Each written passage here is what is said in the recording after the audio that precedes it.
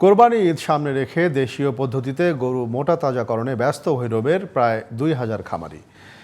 রাসায়নিক ট্যাবলেটের ব্যবহার ঠেকাতে সতর্কতামূলক ব্যবস্থা নিয়েছে প্রাণী সম্পদ বিভাগ। ল্যাম্পিং স্কিন ডিজিজ সহ পশু স্বাস্থ্য সুরক্ষায় প্রয়োজনীয় পরামর্শ দিয়ে খামারিদের পাশে থাকার আশ্বাস দিয়েছে উপজেলা প্রাণী সম্পদ বিভাগ। ভৈরব প্রতিনিধি এম.এ. হালিমের রিপোর্ট, জানাচ্ছেন জামান আশরাফ। কোরবানির ঈদকে সামনে রেখে গরু মোটাতাজাকরণে ব্যস্ত সময় পার করছেন ভৈরবের প্রান্তিক খামারিরা।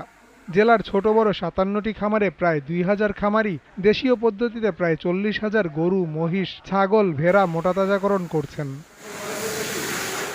বাড়তি লাভের আশায় ক্ষতিকর ট্যাবলেট কিংবা স্টেরয়েড নয়, দেশীয় পদ্ধতিতে খড়, খৈল, ভুসি ও সাইলেজ খাবার খাইয়ে প্রাকৃতিক পদ্ধতিতে গরু মোটাতাজা করছেন বলে জানান খামারিরা।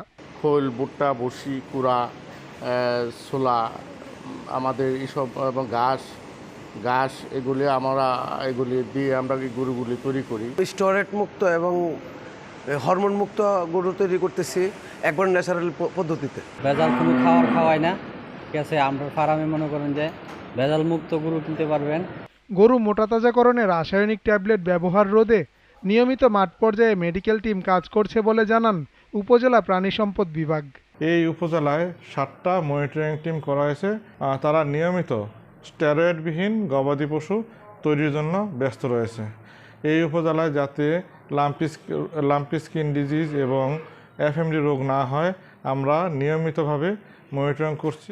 নিয়মিতভাবে পশুর স্বাস্থ্য পরীক্ষা সহ প্রয়োজনীয় পরামর্শ দিয়ে খামারিদের সহযোগিতা করছেন বলে জানান ব্যাটেরিয়ান ফিল্ড অ্যাসিস্ট্যান্ট রাকিবুর রহমান রফিক। খামার ব্যবস্থাপনা থেকে শুরু করে সম্পূর্ণ প্রাকৃতিক উপায়ে তারা যাতে গরু মোটাতাজাকরণ করতে পারে, এই জন্য আমরা নিয়মিতভাবে তাদেরকে পরামর্শ দিয়ে আসছি। জামান আশরাফ, জিটিভি নিউজ।